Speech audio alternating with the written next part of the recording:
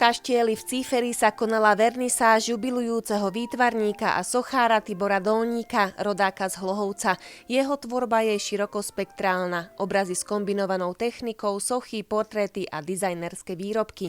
Vernisáž bola súhrnom tvorby k jeho životnému jubileu. Tento návrat do Cífera bol svojím spôsobom určitým takým logickým vyústením toho všetkého, môjho profesionálneho, ale aj osobného života.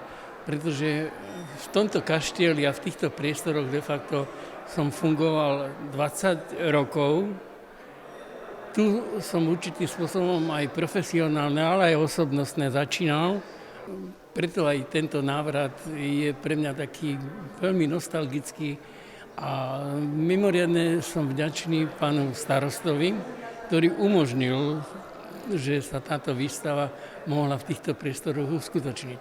Pre mňa je to veľmi príjemné prekvapenie, pretože som predtým tak dôkladne nepoznal tvorbu pána Tibora Dolníka a je nádherná.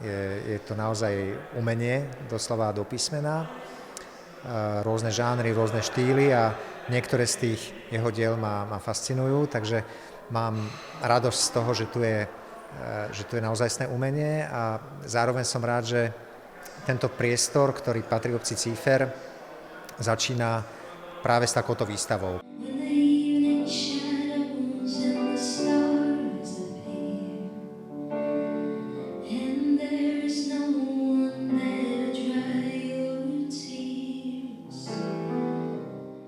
Dnešná výstava Tibora Dolníka je istým spôsobom bilančná, ale zároveň by som povedal, že stále ešte aj aktuálne prezentuje jeho výtvarnú tvorbu, pretože je stále ešte aktívnym tvorcom. Môžete tu vidieť v podstate prierez celou jeho tvorbou, čo sa týka povedzme drevenej plastiky, čiže to sú tie začiatky, ktoré odkazujú na školu umeleckého priemyslu. Ďalej je tu už tvorba, kde nachádza svoj vlastný umelecký štýl a to je plastika venujúca sa samozrejme portrétovej tvorbe. Neskôr potom to bola tvorba sakrálna a taktiež aj v rámci toho, že je Hlohovčanom a lokálpatriotom, tak vytvoril aj niekoľko pamätných tabúľ významným Hlohovčanom. A samozrejme veľkú časť tejto výstavy tvoria aj obrazy. Sú to predovšetkým inšpirácie slovenskou prírodou. Výtvarníka Tibora Dolníka prišiel pozdraviť aj zástupca Trnavského samosprávneho kraja. Tak musím povedať, že vznášam obdiv voči pánu Dolníkovi za jeho celoživotné dielo, ktoré je naozaj pestré.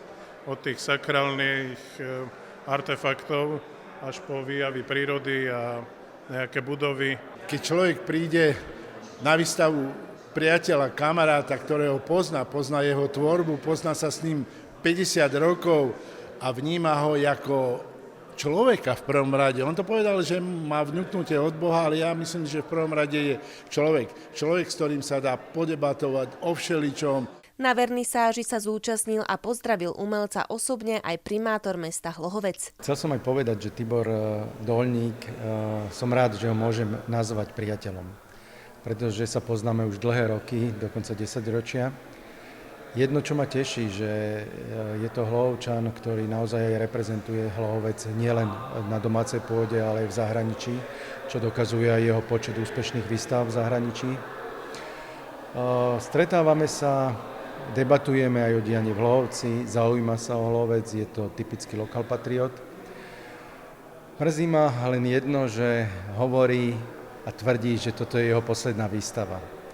Takže verím, že prehodnotí túto vec a túto informáciu a že rozlúči sa výstavou o Hlohovci. Výstava v Kaštieli potrvá do konca septembra.